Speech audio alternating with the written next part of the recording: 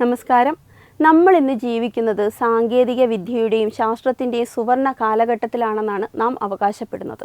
എന്നാൽ ആഴത്തിൽ ചിന്തിച്ചാൽ ഒരു നഗ്ന സത്യം നമുക്ക് മനസ്സിലാകും. വ്യക്തിഗതമായ കഴിവുകളുടെയും അതിജീവന ശേഷിയുടെയും കാര്യത്തിൽ നമ്മൾ നമ്മുടെ പൂർവികരെക്കാൾ ബഹുദൂരം പിന്നിലാണ്.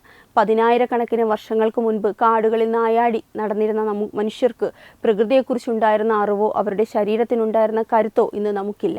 നമ്മൾ പുരോഗതി എന്ന് വിളിക്കുന്ന പലതും യഥാർത്ഥത്തിൽ നമ്മുടെ സഹജമായ കഴിവുകളെ തളച്ചിടുകയായിരുന്നു എന്ന് വേണം കരുതാൻ. പഴയകാലത്തെ ഒരു സാധാരണ മനുഷ്യൻ എന്നത് ഒരു നടന്നു നീങ്ങുന്ന വിജ്ഞാന കോശമായിരുന്നു. തൻ്റെ ചുറ്റുപാടുകളെക്കുറിച്ച്, ഓരോ മരത്തെക്കുറിച്ചും ചെടിയെക്കുറിച്ചും മൃഗത്തെക്കുറിച്ചുമെല്ലാം അദ്ദേഹത്തിന് കൃത്യമായ ധാരണയുണ്ടായിരുന്നു.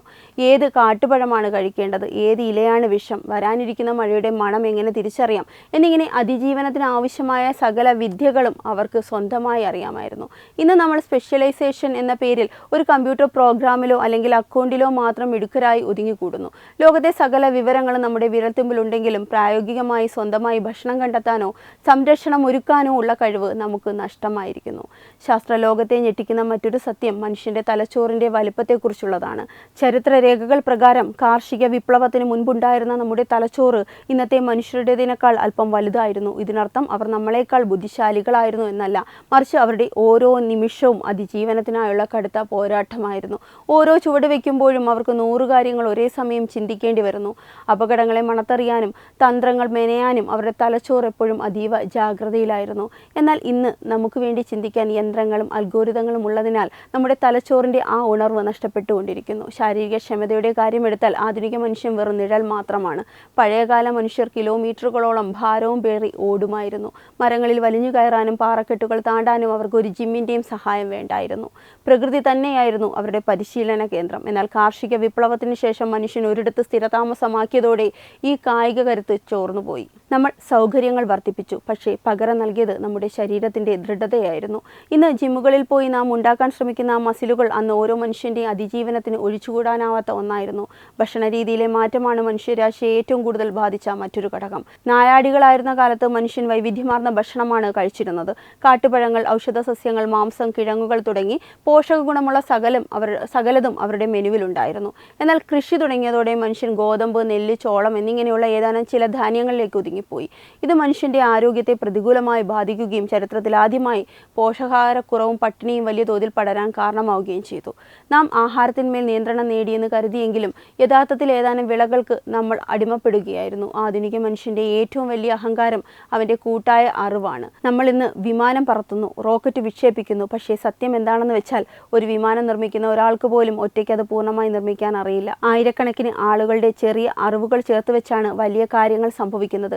എന്നാൽ പഴയ മനുഷ്യൻ അങ്ങനെ ആയിരുന്നില്ല. അയാൾ വ്യക്തിപരമായി അതിശക്തനായിരുന്നു. ഒരു കാട്ടിൽ ഒറ്റപ്പെട്ടാൽ എങ്ങനെ ജീവിക്കണമെന്ന് അയാൾക്ക് അറിയാമായിരുന്നു. ഇന്നത്തെ ഒരു ശാസ്ത്രജ്ഞനെ കാട്ടിൽ കൊണ്ടുപോയി വിട്ടാൽ അയാൾ ഒരു പക്ഷേ ഒരു ദിവസം പോലും അതിജീവിച്ചെന്ന് വരില്ല.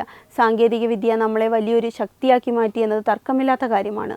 പക്ഷേ ആ ശക്തി വ്യക്തിപരമല്ല, മറിച്ച് സിസ്റ്റത്തിൻ്റെ ശക്തിയാണ്. ഇൻ്റർനെറ്റും വൈദ്യുതിയും ഒരു ദിവസം നിലച്ചാൽ ആധുനിക മനുഷ്യൻ എത്രത്തോളം നിസ്സഹായനാകുമെന്ന് ഒന്ന് ആലോചിച്ചു നോക്കൂ.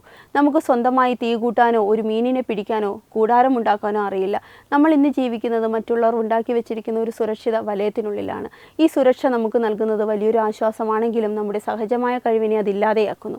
പ്രകൃതിയുമായുള്ള നമ്മുടെ ബന്ധം ഇന്ന് വെറും കാഴ്ചകളിൽ മാത്രം ഒതുങ്ങി നിൽക്കുന്നു. പണ്ടത്തെ മനുഷ്യർക്ക് പ്രകൃതി എന്നത് ജീവശ്വാസമായിരുന്നു. കാടിൻ്റെ ഓരോ അനക്കവും അവർക്ക് വായിച്ചെടുക്കാൻ കഴിയുമായിരുന്നു. നിരീക്ഷണ ബുദ്ധിയുടെ കാര്യത്തിൽ അവർ ഇന്നത്തെ ഡിറ്റക്റ്റീവിനേക്കാൾ മുന്നിലായിരുന്നു. മണ്ണിലെ ഒരടയാളം നോക്കി അത് ഏത് മൃഗമാണെന്നും അത് എത്ര സമയം മുൻപ് അവിടെ വന്നുവെന്നും പറയാൻ അവർക്ക് സാധിച്ചിരുന്നു. ഇന്ന് നമ്മൾ ഹൈവേകളിലൂടെ വേഗത്തിൽ പായുന്നുണ്ടെങ്കിലും നമ്മുടെ ചുറ്റുമുള്ള ജീവന്റെ സ്പന്ദനങ്ങൾ തിരിച്ചറിയാൻ കഴിയാത്ത വിധം അന്ധരായി മാറിയിരിക്കുന്നു. മനുഷ്യൻ പുരോഗതി പ്രാപിച്ചുവെന്ന് നമ്മൾ വിശ്വസിക്കുമ്പോഴും നമ്മുടെ സന്തോഷത്തിൻ്റെ അളവ് വർദ്ധിച്ചിട്ടുണ്ടോ എന്നത് വലിയൊരു ചോദ്യമാണ്. പഴയ മനുഷ്യന് മാനസിക സമ്മർദ്ദങ്ങളോ വിഷാദരോഗമോ ഉണ്ടായിരുന്നില്ല. അവരുടെ ജീവിതം ലളിതമായിരുന്നു, ലക്ഷ്യങ്ങൾ വ്യക്തമായിരുന്നു, അതിജീവനം എന്നതായിരുന്നു അവരുടെ ഏക വെല്ലുവിളി. എന്നാൽ ഇന്ന് സകല സൗകര്യങ്ങൾക്കിടയിലും മനുഷ്യൻ അസ്വസ്ഥനാണ്. ആധുനിക ജീവിതം നൽകുന്ന സങ്കീർണതകൾ നമ്മുടെ മനസ്സമാധാനം കവർന്നെടുത്തിരിക്കുന്നു. നമ്മൾ നേടിയെടുത്ത ഭൗതിക സുഖങ്ങൾ നമുക്ക് യഥാർത്ഥ തൃപ്തി നൽകുന്നുണ്ടോ എന്ന് പരിശോധിക്കേണ്ടതുണ്ട്. ചുരുക്കത്തിൽ മനുഷ്യൻ എന്ന ഒരു വലിയ യന്ത്രത്തിൻ്റെ ചെറിയൊരു ആണി മാത്രമായി മാറിയിരിക്കുന്നു. ലോകം പുരോഗമിക്കുമ്പോഴും വ്യക്തി എന്ന നിലയിൽ മനുഷ്യൻ ദുർബലനായിക്കൊണ്ടിരിക്കുകയാണ്. പ്രകൃതിയോടിണങ്ങി ജീവിക്കാനുള്ള കരുത്തും നിശ്ചിതമായ നിരീക്ഷണ ബുദ്ധിയും കഠിനമായ അതിജീവന ശേഷിയും പണ്ടത്തെ മനുഷ്യർക്ക് തന്നെയായിരുന്നു കൂടുതൽ. നമ്മൾ ഇന്ന് അനുഭവിക്കുന്ന സുരക്ഷിതത്വം യഥാർത്ഥത്തിൽ ഒരു കെണിയോ? ഈ പുരോഗതികൾക്കിടയിൽ നമുക്ക് നഷ്ടപ്പെട്ടത് നമ്മുടെ സ്വന്തം സ്വത്വമാണോ? ഉത്തരം കണ്ടെത്തുക പ്രയാസമാണ്. എങ്കിലും ഒരു കാര്യം ഉറപ്പാണ്, കാടുകളിൽ അലഞ്ഞു നടന്ന ആ പൂർവികരെക്കാൾ സന്തോഷവാന്മാരല്ല നമ്മൾ. വെബ് ഡെസ്ക് തത്വമൈ TV.